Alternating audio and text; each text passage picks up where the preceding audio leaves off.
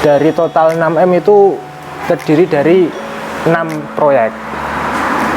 Mungkin itu rekor nilai tertinggi yang pernah saya kerjakan dalam kurun waktu 1 tahun. Dan itu yang akhirnya membukakan mata hati saya untuk berhenti dari proyek. Dan yang pasti dari agama juga dilarang karena Allah mengharamkan riba.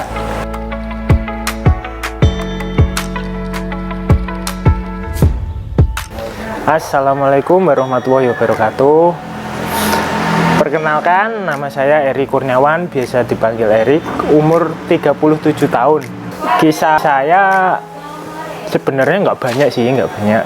Ini dalam 3 tahun ini saya alih profesi menjadi pedagang di bidang alat tulis dan fotokopi sama rental komputer. Jadi usaha yang lebih simpel dan main uang kecil.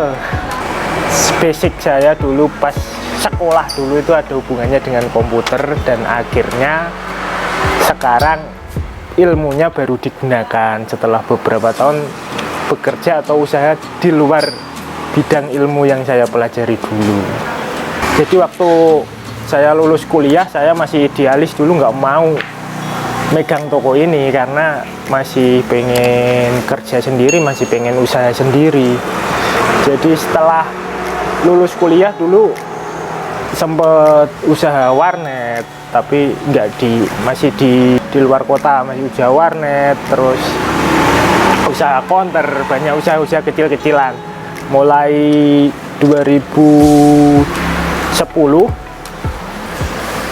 mulai usaha di Kudus yang megang uang rada besar. Saya mulai mengenal dengan dunia proyek atau menjadi kontraktor. Jadi saya punya CV, yaitu proyek konstruksi ya. Proyek pertama saya itu bikin jalan. Nah, jalan itu nilainya untuk saat itu buat saya udah lumayan gede. Nilainya udah mencapai 800 juta untuk tahun pertama. Untuk sekelas orang desa dan masih bau kencur, nilai segitu udah wah banget, udah seneng banget. Dan setiap tahun proyek yang saya dapatkan semakin bertambah nilainya, dari tahun ke tahun semakin meningkat. Puncaknya di tahun 2018 saya proyek konstruksi gedung, jalan dan lain-lain itu nilai totalnya sekitar 6M. Dari total 6M itu terdiri dari 6 proyek. Mungkin itu rekor nilai tertinggi yang pernah saya kerjakan dalam kurun waktu 1 tahun. Dan itu yang akhirnya membukakan mata hati saya untuk berhenti dari proyek.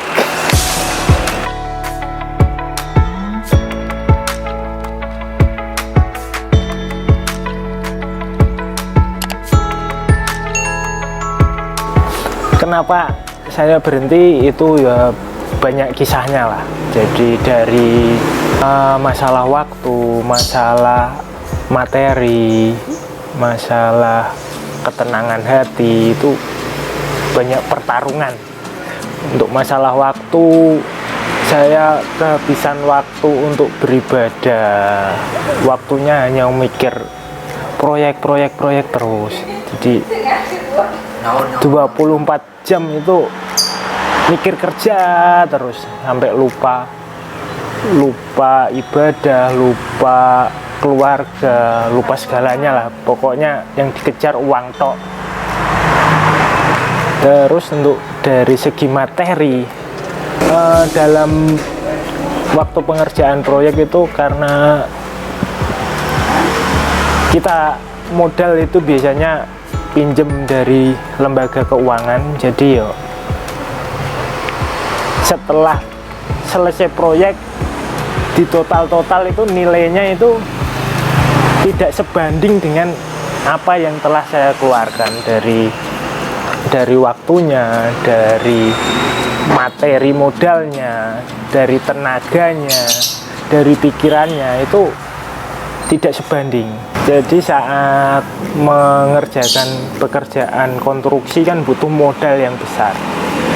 Modal yang besar itu pinjem kanan kiri, pinjem saudara, pinjem teman, pinjem lembaga keuangan, itu sampai kepala pusing, sampai rambut ubanan semua.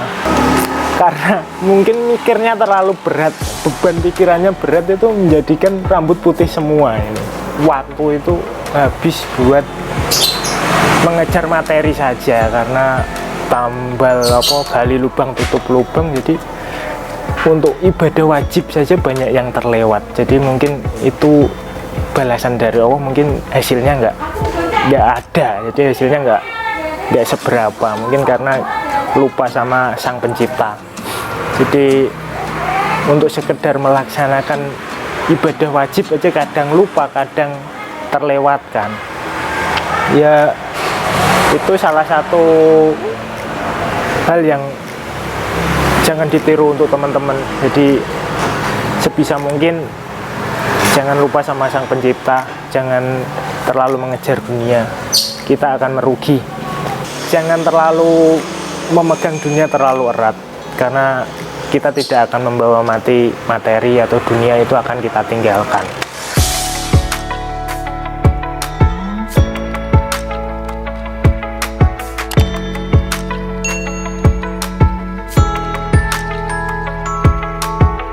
Jadi akhirnya setelah banyak kendala itu memutuskan untuk mundur dari dunia proyek konstruksi tersebut. Ya untuk lebih tenang aja lah, lebih mencari ketenangan jiwa. Dan untuk sekarang alhamdulillah saya lebih rileks, lebih nyaman, lebih santai, waktu luang lebih banyak, bisa nganter istri, bisa ibadah sholat wajib tepat waktu, ada waktu ke masjid, ada waktu sholat sunnah, ibadah sunnah. Jadi lebih nyaman, udah bisa nganter bapak ibu, waktu luangnya lebih banyak. Dan alhamdulillah waktu luang itu ya mungkin semoga bisa menjadi ibadah yang istiqomah lah, menjadi waktu-waktu luang untuk ibadah dan ibadahnya istiqomah. Usaha ini tuh udah ada dari dulu, udah ditunjukkan Allah dari dulu, tapi saya sia-siakan. Baru tahun 2018 ke sini baru mulai menekuni. Mungkin kalau dari dulu saya tekuni, nggak usah terjun ke proyek, mungkin lebih gede. Tapi wallahu alam deh, mungkin jalannya harus seperti itu dulu. Kalau hasil muter uangnya sih nggak seberapa, nilai kita bermain nggak kayak proyek nilai jutaan, MM-an. Jadi usaha ini sebenarnya tuh turun-temurun, tapi dari nenek saya dulu konsepnya lain. Dulu cuman jualan kelontong, jual beras, jual minyak, jual sembako. Terus kemudian turun ke ibu saya, mulai berubah, ada fotokopi sama alat tulis, karena dekat sekolah. Jadi ada 2 sekolahan di daerah sini, yaitu SMP sama SMK. Terus kemudian mulai 2018-2019 saya mulai turun mengurus ini, jadi lebih tak lengkapin karena kemarin orang tua masih buta sama teknologi, jadi teknologinya masih jadul. Akhirnya dirubah menjadi yang lebih modern, dari peralatannya, dari mesin-mesin fotokopinya itu sudah online semua. Lebih canggih lah untuk kebutuhan anak sekolah saat ini, udah memenuhi syarat. Untuk usaha ini ya bukan megang uang besar, kita nggak muter uang besar, kita muter uang kecil. Jadi tapi ya alhamdulillah udah cukup lah untuk sehari-hari, untuk tabungan udah cukup, alhamdulillah. Dan yang paling penting punya waktu luang untuk ibadah, untuk keluarga. Yang dulu waktunya habis untuk mengejar materi semata, sekarang punya waktu luang untuk ibadah, untuk semuanya lah. Benar-benar alhamdulillah punya waktu luang yang bisa dimanfaatkan untuk hal-hal yang positif.